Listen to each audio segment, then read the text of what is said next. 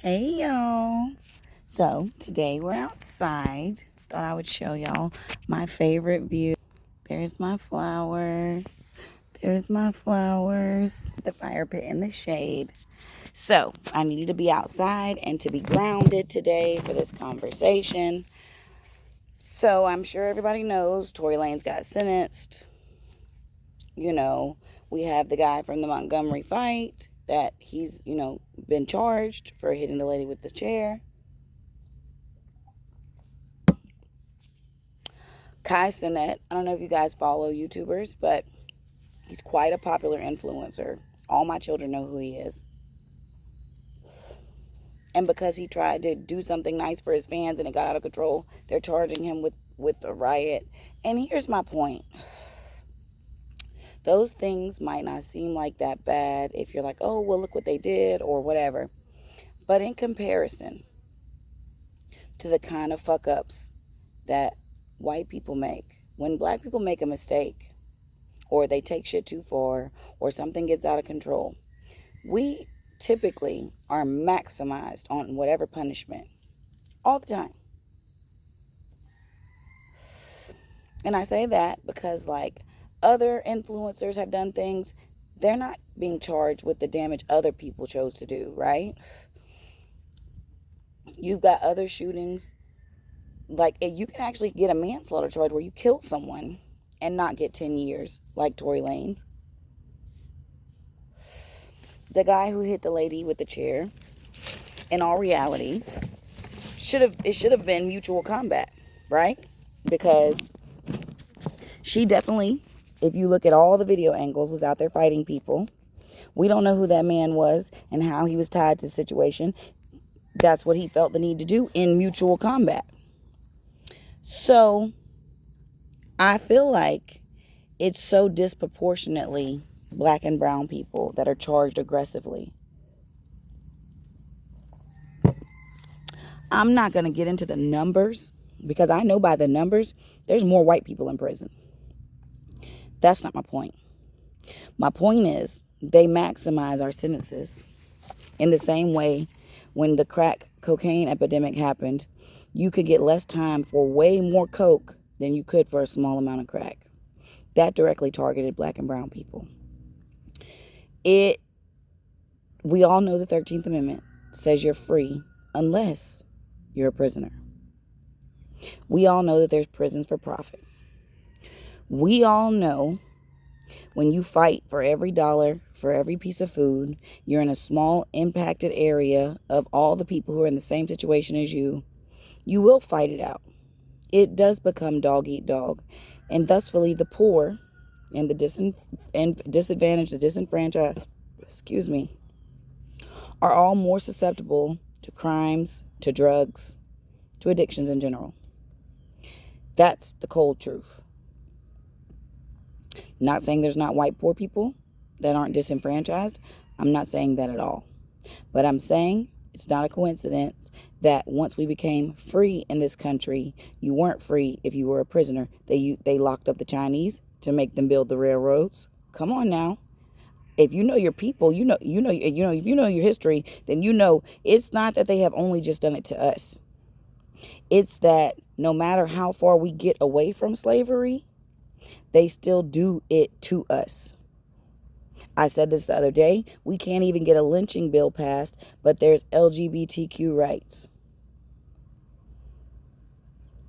Now, I'm not saying those people haven't been around for a long time, but have they been persecuted for a long time? No, because there's all different types of times in history where dressing like a woman, and when you were a man, and dressing like a man when you were a woman was accepted. Know your history. Throughout history, ain't been a time where white people interacted with black people and treated us as their equal counterparts. Ever. They always looked to dominate and subjugate us. And when they couldn't, they tried to eradicate us. And that's on, If you know, you know. So, when I put it in perspective to today and the way we charge black and brown boys, especially, with crimes so quickly, fine, let's just say I could go for that.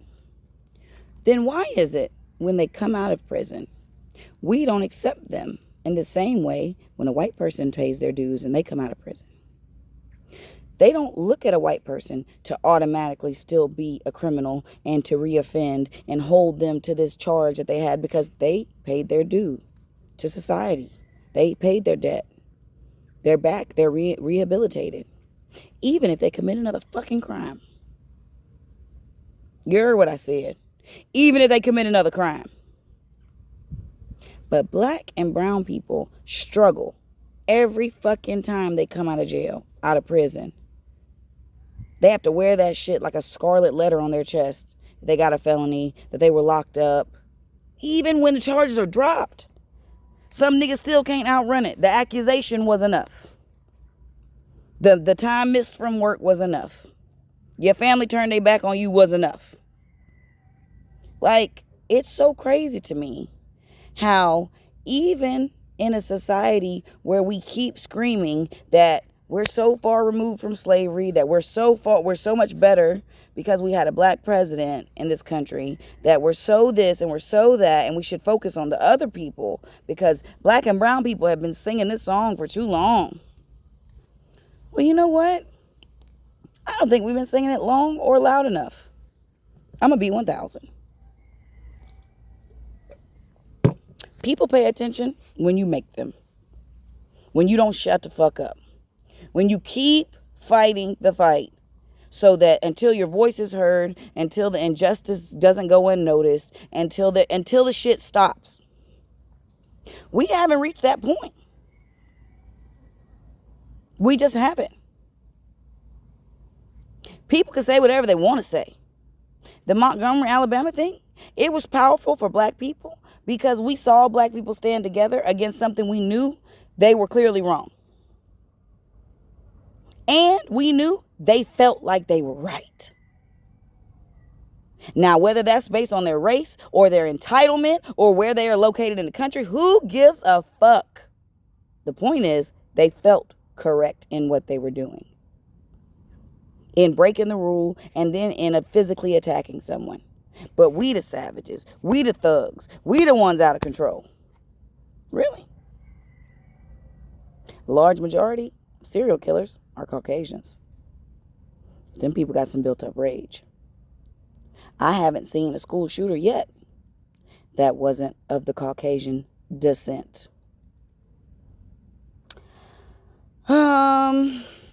And white boys join gangs and do all that shit too. So the one thing y'all got against us is that we roughing from our neighborhoods and we might join a gang. Okay. White boys do too. White boys have all kind of gangs. The mobs, the mafia.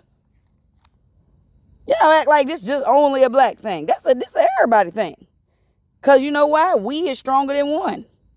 So if we gang up together, if we click up, if we all run together, we have more power than one nigga by itself. That's just common power and strategy right there. I don't think that's a race thing. I think that's what strategies of war. And if you know what I know, in most neighborhoods around the world, it's a war. It's a fight every day for survival. And when you have that mentality, yeah, people might die. Shit might get ugly. Anyways, I'm off topic. I would just say it doesn't make sense to me how in a society, in America, in the United States, we claim that we are so elevated and we're so beyond. And that's why we should focus on stripping women of their abortion rights and giving the LGBTQ all the rights that they need. And we can't even get an anti-lynching law. Who gives a fuck what people say? Pass it. Put it on the books. It's stupid ass laws on the book about not having an ice cream cone in your pocket. We can't get a law on the book say you're not allowed to kill black people in a public way. You know why? That'll fuck up a lot of these police officers that be killing black people in a public way. Oops. That'll fuck up a lot of these self-defense. Oh, I was scared, so I shot him. for even though I started the fight. Oh, the person was asking me for help or directions and I shot them. Somebody better preach. Taking y'all to church today. I shouldn't have been outside. My feet touching the ground. And I feel very much connected because it's hard to be a parent of black and brown boys and girls and to tell them that the real life facts that you have to be more careful. You have to watch your back. You have to pay attention to where you're at and who's around you and how they might be taking your presence.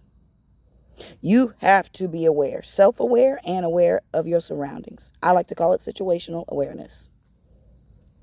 You need to know where you're located, who's there, how they looking at you, what the energy in the room feel like. It feels inviting. It feels standoffish. It feels too inviting. This could be a setup. You dig what I'm saying? It is hard to be that parent and to not worry about your children because the very clear truth in this country is that no matter how far we claim to be from slaves and what happened to black and brown people, it still seems to be that we will forever wear those chains in one form or another. Because when black and brown boys and girls go into the system and come out, they're not given the same opportunities to clean their slate and start again. To not be judged by the one mistake they made when they were young. They got to always say, I was a felon. I was locked up. They can't change the perception of people around them that this one mistake doesn't define who they are. But Martha Stewart went to prison. She seems better than ever. How many white collar crimes have you heard about that they're fine? They're still accepted in their social rings, their families, their employment opportunities. They're not facing some high level of scrutiny. And I feel like that shit is by design. Because when a Caucasian person messes up, it's simply a mistake, even if it ends someone's life. But when a black or brown person does it, it's intentional because we're criminal minded and we're low down. So even when we get our time and get out and serve it, we shouldn't be accepted back into society. We should still remain an outcast so we can probably do what? Commit another crime. They want to take all your years from you. That's why you work in prison. They want that. They want you to fall victim to the setup, to the trap, so they can get paid off you. Off just you being there and off the labor they make you do. It's about money. And black and brown boys and girls pay the price. And we know they made money off us all those years ago. And we built this country all those years ago. You think that's a coincidence? You think it's some kind of conspiracy theory that you can track it all the way back? I don't. I think it's by design. This country was designed for us not to be held as equals. For us not to be established black communities strong in faith and culture and finances. That's why they burned our cities that were. They did it to the Native Americans too. Y'all see how they did them. The greatest threat to the man, the power, is unity. Unity against what they say is okay. Unity against what they say is acceptable. That's how they changed the laws on the books anyways. Once we got enough people that said like, hey man, we don't like that slavery shit. That's when it stopped. It wasn't because the government suddenly decided this wasn't okay. Enough people unified against what they said was okay. It's the way they overthrow dictatorships.